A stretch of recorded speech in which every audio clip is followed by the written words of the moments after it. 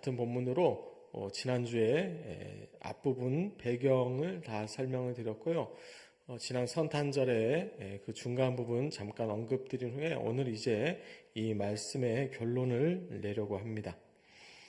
오늘 이 말씀을 드리는 그 취지는 다시 한번 말씀드리면 제가 새벽에 요한계시록 말씀을 전하면서 계시록에서 말하고 있는 마지막 때의 성도들을 구분하는 중요한 기준이 14만 4천의 숫자도 아니고 뭔가 대단한 어떤 증표를 받았거나 어떤 대단한 능력을 발휘하는 그런 부분이 아니라 오히려 진솔한 참된 경배를 하나님 앞에 드리는 자들, 그래서 그들이 순결한 신부와 같이 자신의 목숨과도 맞바꿀 만한 그 하나님 앞에 결국 우리가 드리는 이 예배가 누군가에게는 정말 지켜야 하는, 그래서 수많은 지금과 기독교 역사 가운데 예배를 지키기 위해, 하나님의 교회를 지키기 위해 많은 순교자들이 발생할 수밖에 없었던 것처럼 이 마지막 때에 우리가 숱한 유혹과 세상에 우리의 시선을 빼앗는, 그래서 오늘 제목이 지난주부터 경배 전쟁인데요. 우리가 이 세상을 살아가면서 우리로 경배하게 만드는 수많은 세상의 대상들 가운데 우리가 똑바로 정신을 차리고 우리 하나님만을 우리가 온전하게 경배하는 것, 그것이 이 마지막 때의 가장 중요한 기준이고 가장 중요한 목적이라는 것을 제가 계시록을 묵상할수록 더 깊이 깨닫게 되어서 우리가 지난주부터 2주간에 걸쳐 동방박사 2000년 전에 동방에서부터 아기 예수를 경배하기 위해 왔던 그 동방박사의 경배를 견주어 우리의 경배를 되돌아보고자 합니다. 할렐루야. 그래서 오늘 말씀의 시작인 4절 말씀 화면에 띄워주시고 우리 다 같이 함께 읽겠습니다. 읽습니다. 왕이 모든 대제사장과 백성의 서기관들을 모아 그리스도가 어디서 나겠느냐 물으니. 아멘. 여기서 왕이 불러 모은 사람들은 모든 대제사장과 백성의 서기관들이라고 표현이 나와 있습니다. 여기서 모든 대제사장이라고 할 때 여기에 이 대제사장에 속하는 것은 대제사장과 그 전임자들을 다 포함하는 것으로 보이고요.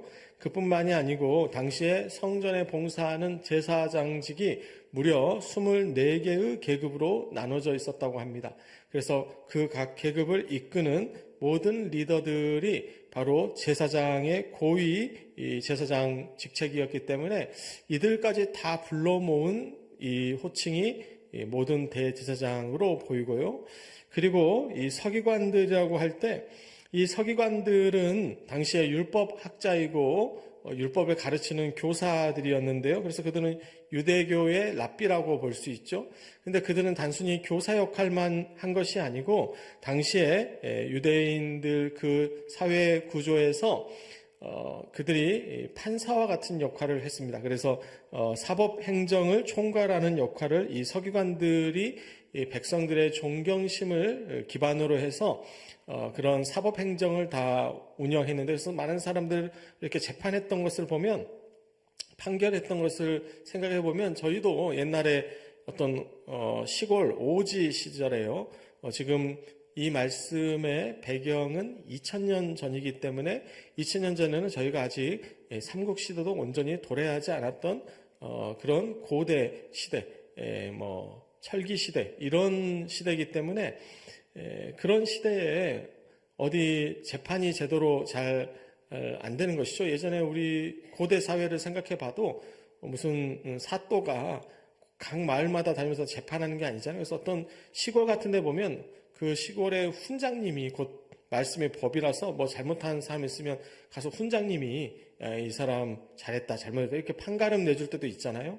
그런 것처럼 당시에 이 민족적으로 유대인들에게는 가장 존경받는 교사가 서기관들이었기 때문에 이 서기관들이 이 어떤 재판의 역할도 같이 수행했던 것으로 보입니다. 그런데 오늘 이들이 등장하는 이 장면을 유의 깊게 보면 이들은 지금 누구의 부름을 받고 왔느냐? 헤롯 왕의 부름을 받고 왔습니다. 그래서 이들이 지금 하는 것은 헤롯 왕의 그런 잘못된 어떤 정치에 부역을 하는 그런 역할들을 했던 사람들이다라는 것을 우리가 보게 되고요. 결국 이들이 어떤 역할을 하느냐? 유대인의 메시아일 뿐만이 아니라 유대인의 왕일 뿐만이 아니라 온 세계, 온 인류의 메시아로 오신 하나님의 아들이 어디서 태어났는지에 대한 정보를 제공함으로 우리가 익히 16절 이하에도 봤지만 헤롯 왕이 결국 그 정적을 제거하고자 할 때 그 난폭한 헤롯 왕의 그 요청에 모이라는 그 소집 명령에 즉각 순종해서 다 모여서 헤롯 왕에게 그 정보를 제공함으로 결국 예수 그리스도의 적대자로 이들이 출현하는데요.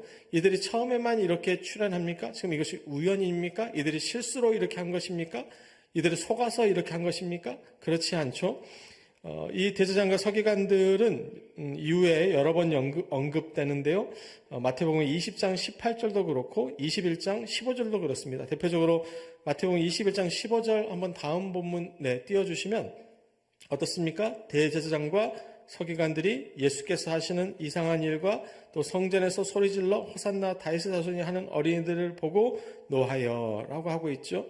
이후에는 아시지만 결국 이들이 예수 그리스도를 결박하고 본디오 빌라도에게 건네주어서 결국 본디오 빌라도는 죄를 찾지 못해서 놓아주려고 했지만 결국 바라바를 놓아주고 예수 그리스도를 십자가에 못 박으라고 그들이 군중을 선동함으로 결국 예수 그리스도를 십자가에 죽게 한 그 대표적인 그 예수님의 정적들, 반대하는 사람들이 바로 이 대제사장과 서기관들이라고 하겠습니다.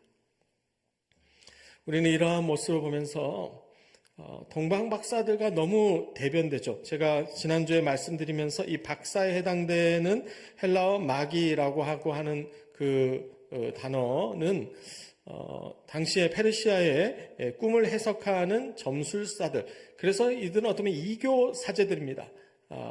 어떻게 보면 우상 숭배자들이라고 볼 수도 있죠. 당시에는요.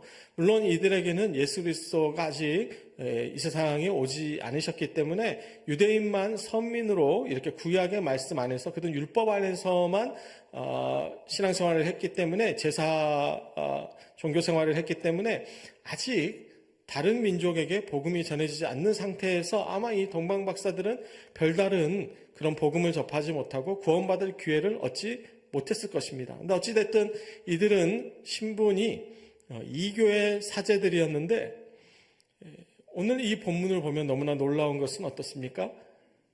그렇게 율법을 열심히 공부하고 구약을 하나님의 말씀을 그렇게 잘 연구해서 하나님의 아들께서 유대인의 왕일 뿐만이 아니라 온 땅의 메시아께서 베들레헴에 오신다는 것을 그들이 잘 알고 있었는데도 그들은 예수님을 경배하지 않았습니다. 예수님을 경배하지 않았을 뿐더러 당시의 권력에 이렇게 추종하면서 예수님이 어디에 태어나시는지에 대한 정보를 헤롯에게 제공하고 있는 예수님의 정적자로 그렇게 나타나고 있는 것이고, 그리고 반대로 동방에서 온 점성술사들은 아기 예수께 나아가 그분 앞에 엎드려 경배하는 것을 우리는 보게 됩니다.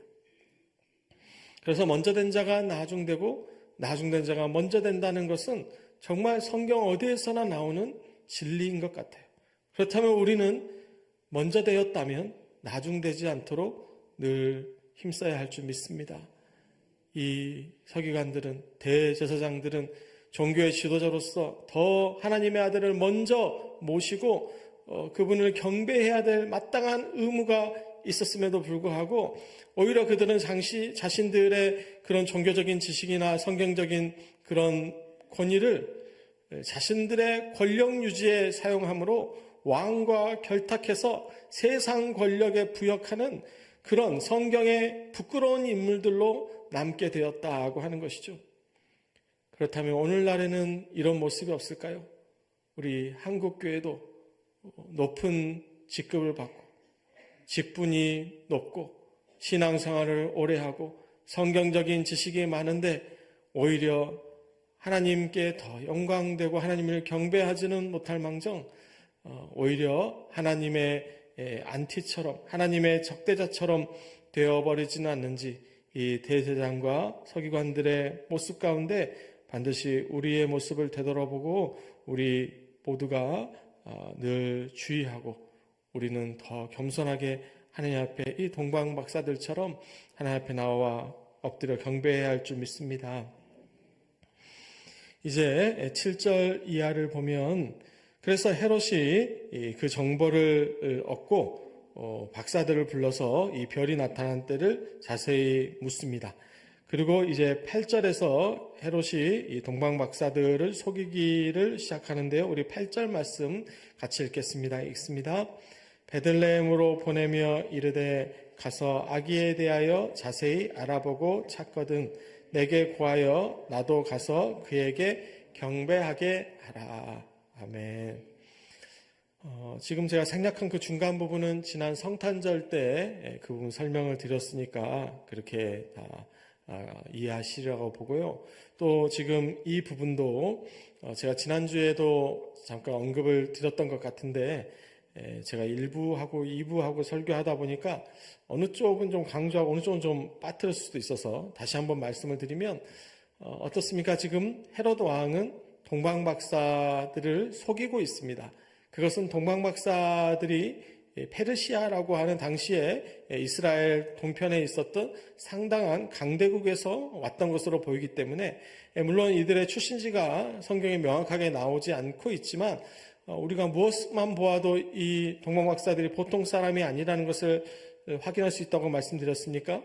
바로 황금과 유향과 모략이라고 하는 당시에 보통 일반인들은 한번 구경조차 하기도 힘든 그 물건을 하나만도 아니고 셋이나 가져왔다는 것은 이들이 엄청난 재력가일 뿐만이 아니라 또 그것은 이들이 당시에 그 지역에서 상당한 권력을 가지고 있는 사람들이었다는 것이고 그래서 헤롯 왕은 결국 어찌되었던 왕이라는 이름은 붙어 있지만 당시 이스라엘은 망한 나라였고 로마의 속국으로 있었기 때문에 망한 나라의 왕이 뭐 어떤 권력이 있어봤자 어떤 군사력이 있어봤자 뭐 얼마나 있겠습니까? 망한 나라의 로마가 그 왕이 군사력을 갖도록 얼마나 허용했겠습니까? 그러니까 사실상 헤롯 왕이라고 하는 존재는 로마의 본디오 빌라다 총독만도 못한 어떤 바지 사장 같은 그런 존재였기 때문에 그가 페르시아라고 하는 강국에서 온 유력자들을 만났을 때 눈치를 볼 수밖에 없는 것이죠. 그가 왕이라고 해도 지금 이 동방박사들을 보면서 호통을 치거나 내가 왕이 있는데 무슨 새로운 유대인의 왕이 났냐고 호통을 치거나 아니면 지금 이 장면에서도 가서 새로 태어난 아기가 어디 있는지 누군지 알면 그 아기를 나한테 데려오라든지 아니면 어디에 있는지 나한테 정확하게 이렇게 신고하라고 그렇지 않으면 너희들을 가만두지 않겠노라고 그렇게 협박하거나 이렇게 명령하는 것이 아니고 지금 이 동방 박사들을 회유하고 있는 것이죠. 그것도 솔직히도 아니고 지금 거짓으로요. 어떻게 헤롯이 지금 아기 예수께 경배할 마음이 있습니까? 전혀 그렇지 않죠. 지금 헤롯은 이 아기가 있는 위치를 파악해서 그 아기가 누군지를 찾아서 그 아기를 제거하고자 하는 마음밖에 없습니다. 그래서 얼마나 그가 악독했는지 그 아기가 누군지 동방 박사가 알려주지 않고 떠나자 우리가 16절 이하에서 봤지만 모든 그 2세 이하의 아이들을 다 죽이기까지 그렇게 지금 헤롯은 사악한 음모를 갖고 있었던 사람이었죠. 그런데 그가 지금 동방 박사를 속이면서 하는 말은 자신도 그에게 경배하기를 원한다고 이야기하고 있는 것입니다. 우리는 오늘 이 본문을 보면서 제가 지난주에 말씀드린 것처럼 경배라는 단어를 주목해서 이 본문을 보는데 3번 나온다고 말씀드렸잖아요. 그래서 처음 경배가 나왔을 때는 어땠습니까? 동방 박사들이 번지수를 잘못 찾았어요. 그것은 그들이 뭔가 크게 착각해서가 아니라 어떻게 보면 매우 상식적이고 당연한 판단이죠.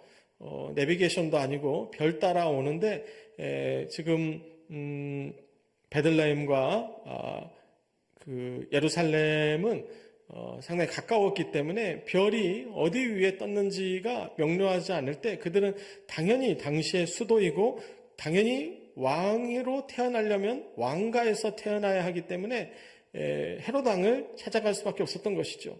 그런데 어땠습니까? 그는 거기서 동방 박사들은 경배하지 못했습니다. 경배를 할래야 할 대상이 없었죠. 그러니까 결국 그들은 그 경배를 실패하게 됐고 그것은 잘못된 자신들의 어떤 상식에 따라서 편견에 따라서 뭔가 궁 걸 같고 제대로 된 것 같고 정식으로 왕으로 태어날 것 같은 곳이었지만 정작 거기에는 경배할 대상이 없었다는 것이 아이러니한 첫 번째 경배라는 단어의 등장이라면 오늘 등장하는 이 두 번째 경배라는 단어는 속이고 있는 것입니다. 자신의 의도는 숨겨두고 정말 하나님의 아들을 메시아를 경배할 의도가 없는데 본인의 본래 의도는 숨기고 나도 가서 경배하고자 한다는 그런 말을 하고 있는 것이죠. 그것은 이 세상이 하나님을 참되게 경배하지 않으면서 다 각자 자신의 의도는 숨겨두고 자기 마음과 자기 생각은 다 숨겨두고 겉으로만 거짓으로만 경배하는 척하는 그런 모습이 바로 이 헤롯 왕의 비굴함과 비겁함과 너무나 맞닿아 있다는 생각을 하게 합니다. 그래서 경배라는 단어가 3번 나오지만 그래서 이 경배라는 단어 프로스키네인이라고 하는 헬라어는 엎드려서 복종하고 순종하고 그래서 추종하고 숭배한다라는 그런 의미를 갖고 있지만 세상은 하나님 앞에 지금 이 헤롯 왕처럼 전혀 그럴 마음을 갖고 있지 않으면서 나도 그러려고 했다. 나도 그러는 척한다. 라는 그런 속임수만 하고 있는 것이죠. 그렇지만 이 동방 박사들은 이제 3번째 등장하는 경배라는 단어를 통해서 참된 경배가 무엇인지를 이후에 보여주게 됩니다. 우리 9절과 10절 말씀 우리 같이 보겠습니다. 화면 띄워주시고 우리 같이 읽겠습니다. 읽습니다. 박사들이 왕의 말을 듣고 갈새 동방에서 보던 그 별이 문득 앞서 인도하여 가다가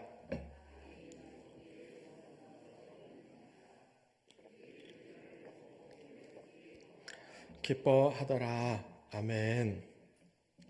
그래서 이제 박사들이 제대로 된 방향을 찾았습니다. 그래서 이제 그 왕궁에서 나서자 동방에서 보던 그 별이 다시 앞서서 인도하면서 지금 박사들이 별을 다시 찾은 것이죠.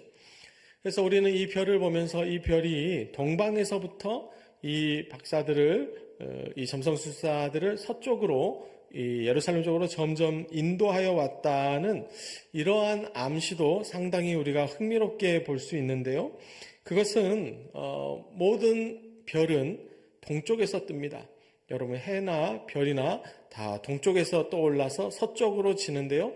그래서 이 별이 동쪽에서부터 지금 서쪽인 예루살렘 쪽으로 이들을 이끌고 왔다는 것은 별이 떠오르는 것처럼 이제 새로운 시대가 떠올랐다라는 것이죠. 새로운 시대가 도래함을 알리고 있는데 이 시대는 구원의 시대고 예수 그리스도의 시대입니다. 그래서 별이 동쪽에서 서쪽으로 떠올라서 점점 진행하고 있는 것은 바로 이제 그 별이 예수 그리스도께로 찾아왔고 그리고 이 별은 바로 예수 그리스도께서 자신을 나타내셨던 것처럼 이 별이 다시 거기서부터 서쪽으로 가듯이 예수 그리스도의 복음은 계속 동쪽에서 서쪽으로 향해 왔던 것 같아요. 왜 그렇습니까? 예수 그리스도의 복음이 그 다음 어디로 전해졌습니까? 사도 바울을 통하여 로마로 전해지고 로마에서 전 유럽으로 다 전해지면서 영국이 복음화되고 그 중에 영국의 스코틀랜드의 장로교가 미국도 결국 영국보다 서쪽이죠. 그래서 그 장로교가 미국의 또 유럽의 여러 선교사님들이 이 아시아로 특히 이 조선 땅에 오셔서 이곳에 복음을 전해주므로 어떻습니까? 이제 우리도 이 복음을 가지고 동쪽에서 떠오르는 별이 서쪽으로 가듯이 우리도 서쪽으로 계속 복음을 전하고 있는 것이죠. 그래서 우리가 중국으로, 동남아시아로, 필리핀으로, 베트남으로, 태국으로, 말레이시아로, 인도네시아로 점점 복음을 전해갈 때 그 다음 최종 목적지는 이제 어디입니까? 중동이죠. 사우디아라비아나 이란이나 이라크나 시리아나 이런 여러 나라들이 어떻게 보면 가장 어려운 이슬람의 근거지고 정말 복음이 지금도 들어가기 가장 어려운 지역인데 사실 이 동방 박사들이 거기서부터 왔다 아닙니까? 그리고 이제 그 복음이 다시 이 동방 지역인 중동 지역으로 돌아가서 이 복음이 다시 이스라엘, 그래서 아직도 예수 그리스도를 유대인의 왕이자 온 인류의 메시아로 받아들이고 있지 않는 그 유대인들의 예루살렘, 이스라엘까지 복음화가 완성이 되면 바로 그때가 세계 복음의 완성의 때고 이 동방에서 2000년 전에 떠올랐던 별이 베들레헴에 도착했던 그 모습이 이 시대에 우리의 선교의 별이 다시 동방에서 떠올라서 예루살렘으로 돌아가는, 베들레헴으로 돌아가는 그 역사를 반복하는 이 시대의 최후의 소명이 아닌가 하는 묵상을 하게 합니다. 그래서 세계 선교는 하나님의 선교이고요, 하나님의 계획이고, 그래서 여기서 이 동방 박사들이 최초의 선교를 받은 것이죠.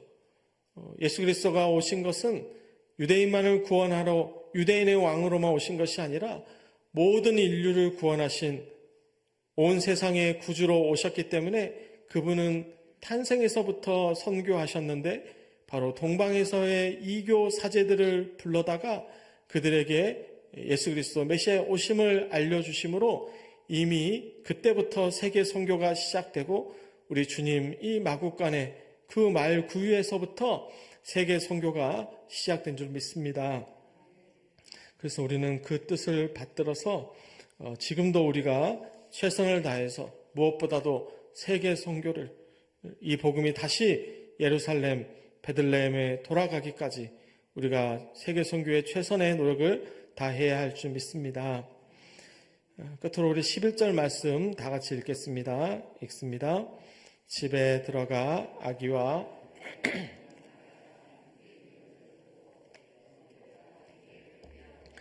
보배합을 열어 황금과 유황과 모략을 예물로 드리니라. 아멘. 우리가 성경을 보면서 구약도 신약도 이 본문 외에는 금과 유황과 모략이 세 가지가 동시에 등장하는 장면은 하나도 없습니다. 그럴 수가 없는 것이죠. 이 부분은 제가 지난주에도 말씀드렸지만 하나만 등장해도, 하나만 가지고 있어도 상당한 값어치를 하고 일반인은 다룰 수 없는 그런 대상이었습니다. 유황은 아라비아나 인도나 소말리아에서 자라는 그런 나무의 로진만 사용해야 했고요. 모략은 또 아라비아와 에티오피아 지역에서 자라는 나무의 로진을 당시에 사용하면서 그것은 대부분의 지역에서는 물론 이에 해당되는 아라비아 지역에서는 자신들의 토산품을 쓸 수도 있었겠습니다만 대부분의 지역에서 또 그것은 매우 소량만 이렇게 채취가 가능하기 때문에 상당히 사치품이고 수입품이고 고가의 물건이었기 때문에 성경의 어떤 부분에서도 이 세 가지를 동시에 등장시킨다는 것을 차마 이렇게 생각하지 못했을 것 같은데요. 그런데 동방 박사들은 감히 이 세 가지를 함께 가져올 만큼 막대한 부유함을 가지고 있어요. 그런데 그게 그만큼 부자라고 해서 오히려 부자가 되려면 또는 부자분들이 더 많이 아끼시는 것 같은데요. 우리가 부자가 되면 더 많이 하나님께 드릴 수 있습니까? 지금 이들이 부자라고 해서 이 황금과 유황과 모략이 아깝지 않았을까요? 아마 이들이 이걸 준비하고 또 동방에서부터 이걸 가지고 오면 때에는 그들의 소유의 상당한 부분을 할애해야 했던 것으로 보입니다. 결코 이 물건들이 쉬운 물건이 아니었으니까요. 그런데 놀라운 사실은 이들이 베들레헴에 도착했을 때 이 집에 들어가 마리아와 아기가 함께 있는 것을 보고 어떻습니까? 그 아기께 경배하고 보배압을 열어 황금과 유황과 모략을 예물로 드렸다고 하는 것이죠. 한번 생각해 보시면 여러분께서 동방박사라면 그렇게 결정하실 수 있겠습니까? 이 베들레헴 지역은 지금 시골인데 변변찮은 그런 지역도 아니고, 아니 유대인의 왕으로 그 큰 별이 안내할 만하면 뭔가 버젓한, 아니 그 시골 베들레헴까지 왔어도 뭔가 중심가에 의젓한 그런 건물의 어떤 귀족의 도련님이 돼도 부족할 판에 마구간에 그 말 밥그릇이 하고 있는 구유에 아기가 놓여 있을 때 여러분께서는 그 아기가 정말 메시아라고, 우리는 당연히 의심하지 않죠. 우리는 그분이 아기 예수신 줄 너무나 잘 알고 있고, 우리는 그분께서 이제 장성하셔서 십자가에서 하나님의 뜻을 이루실 걸 알기 때문에 우리는 전혀 의심하지 않겠지만, 지금 이 이교의 사제들이 이 아기로 태어나 있는 그 존재를 보면서 정말 아무 의심 없이 그들이 준비한 모든 고가의 물건들을 다 예물로 드리고 아낌없이 거기에 다 이렇게 손 털고 드리고 나설 수 있겠습니까? 아마 이거 뭔가 중대한 착각이 있는 것 같아. 우리 다시 한번 돌아가서 곰곰이 다시 한번 신중하게 생각해보자. 그렇게 해도 충분히 합리적인데, 이들은 일말의 의심 없이 온전한 믿음으로 그 앞에 그 볼품없는 그 지역에, 아마 이 동방 박사들은 당시에 마구간 같은 데는 가보지도 않았을 것 같아요. 예전에 보면 어떤 양반들이 그런 뭐 닭장이나 이런 데 가보겠습니까? 다 노예나 시켜서 이런 데는 하지. 지금 그들이 아마 아주 화려한 그 동방에서부터 온 페르시아의 멋진 옷들, 그런 옷들은 보통 옷길도 길고 술도 많고 이렇게 화려한 그런 복장인데, 아마 그런 복장으로 마구간에 들어왔을 때부터 옷이 지저분해지고 아마 냄새도 평소에 맡아본 적이 없었던 그런 묘한 악취들이 나면서 아마 그 공간이 이 박사들에게는 매우 불쾌하고 아마 도저히 경배를 드리기에 적합하지 않은 분위기였을 것입니다. 그런데 이 박사들은 그 모든 불리함을 무릅쓰고 이 아기 예수께 엎드려 아무것도 없어 보이는 그 볼품없는 말 밥그릇에 놓인 아기께 막대한 가치를 갖고 있는 자신들의 예물을 다 아낌없이 드리고 떠났다는 것을 보았을 때 과연 이것이 상식적인가? 그렇지 않다고 봅니다. 그래서 하나님을 경배한다는 것은 상식적이지 않습니다. 우리가 어디까지, 무엇까지 하나님께 드릴 수 있느냐를 저는 동방박사의 이 경배를 통하여 우리에게 하나님께서 묻고 계신 것이 아닌가 하는 생각이 들었어요. 이 아기 예수께 아직 이 장면에서는 동방박사들은 아기 예수에 대한 어떤 증거도 어떤 확신도 그 별 하나 외에는 가진 바가 없습니다. 물론 헤롯 왕궁에 갔을 때 정보를 얻긴 했지만 그것은 이 이교의 사제들에게는 유대인들의 구약은 그 율법은 그들에게는 크게 의미 있는 경전이 아니에요. 근데 그들이 찾아왔던 그 별, 결국 자신들의 눈으로 봤던 것은 정말 볼품없는 모습이었습니다. 그렇지만 그들이 그 모든 상황에 대한 인간적인 시각을 내려놓고 자신들의 믿음을 갖고 그 시대의 메시아 하나님의 아들께 그들이 자신이 가진 모든 것을 아낌없이 드릴 수 있었다면 우리는 어떻습니까? 우리는 예수 그리스도께서 하나님의 아들이라는 것을 2000년의 기독교 역사 가운데 우리는 우리의 삶 가운데, 이 교회 가운데 우리는 똑똑히 알고 있는데요. 우리는 동방박사들보다 우리는 신구약에 걸쳐서 하나님의 아들에 대해서 우리는 분명하게 인지하고 있는데요. 여러분은 동방박사만큼이나 하나님께 다 드리고 경배하고 있습니까? 그래서 저는 이 본문을 보면서 과연 우리의 경배는 하나님 앞에 얼마나 온전하고 정직하고 충분한가를 묻게 됩니다. 그것은 사실 제가 물을 문제가 아니고 우리가 각자 하나님께 물을 질문인 것 같아요. 하나님, 저의 경배는 충분합니까? 하나님, 저희 교회의 경배는 하나님께서 받으실 만합니까? 하나님, 우리 한국교회가 하나님께 드리고 있는 경배가 하나님께서 받으실 만합니까? 하나님께서 무엇이라고 답하실지 너무나 뻔하지만 하나님께서는 다 괜찮다고 하시고 하나님께서는 다 기뻐 받으시지만 그거와는 별개로 묻게 되는 것 같아요. 우리는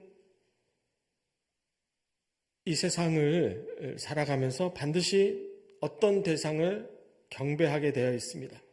이 프로스키네인이라는 단어를 보면서 우리가 누군가를 숭배한다는 것은 추종한다는 것이고 믿고 따른다는 것이고 내가 그 앞에 엎드려서 이렇게 따라간다는 것인데 우리는 세상 살면서 어떤 대상이든 다 숭배하게 되어 있습니다.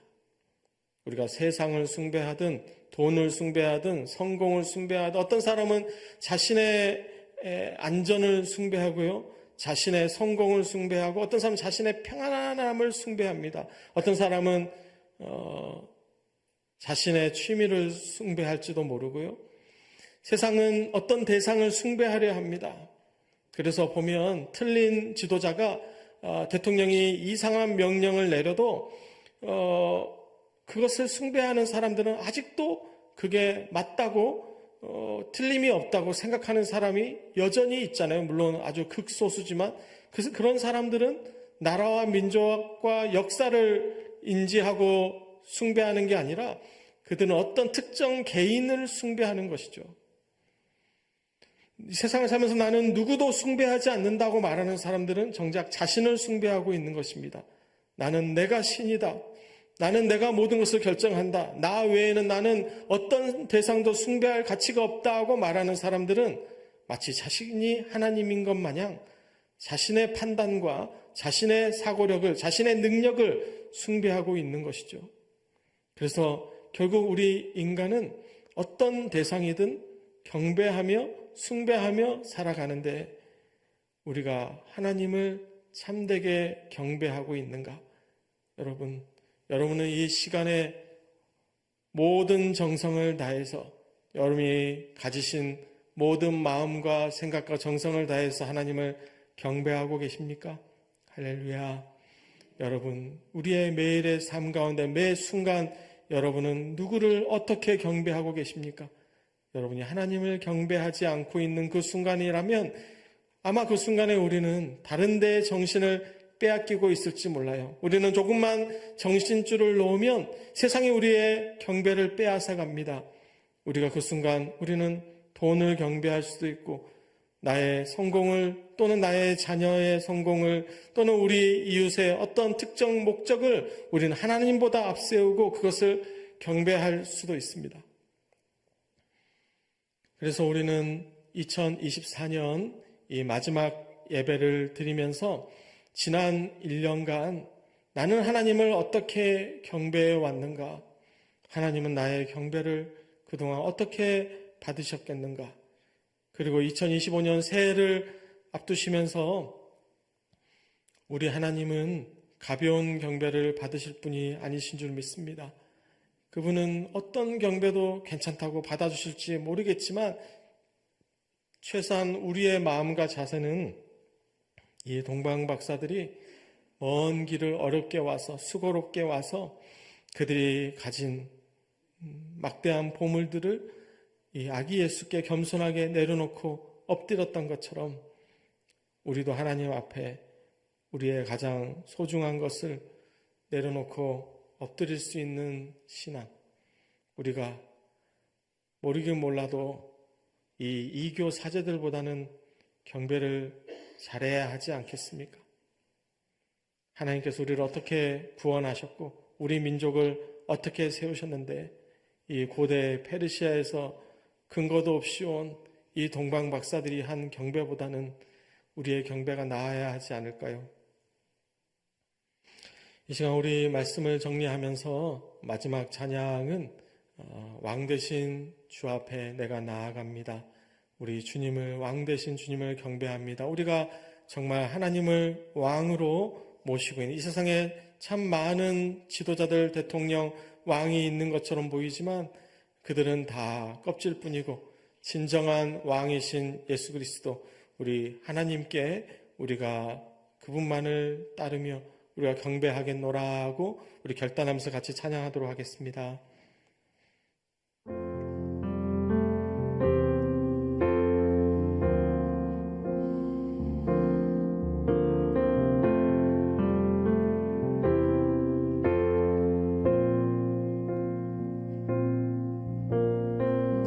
햇살보다 밝게 빛나는 주의 영광, 모든 어두움 물리치네. 누구도 주 앞에 다가설 수 없네. 주의 거룩한 보좌 앞에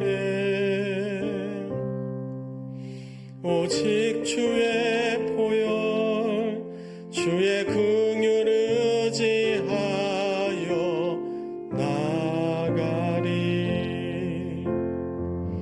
왕 되신 주 앞에 나 경배합니다. 주님만 찬양받기 합당하시니 큰 존귀와 영광 홀로 받으소서. 오 주 앞에 난 나아갑니다.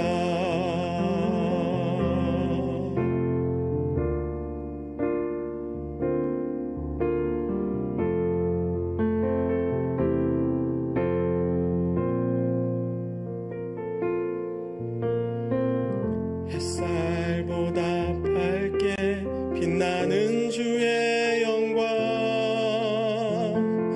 모든 어두움 물리치네. 누구도 주 앞에 다가설 수 없네. 주의 거룩한 보좌 앞에 오직 주의 보혈, 주의 긍휼을 의지하여 나가네. 왕 되신 주 앞에 나 경배합니다. 주님만 찬양받기 합당하시니 큰 존귀와 영광 홀로 받으소서. 오 주 앞에 난 나아갑니다. 왕 되신 주 앞에 나 경배합니다. 주님만 찬양받기 합당하시니 큰 존귀와 영광 홀로 받으소서. 오 주 앞에 난 나아갑니다.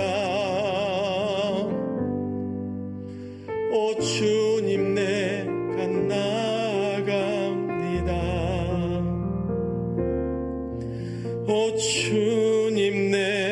순간 나아갑니다.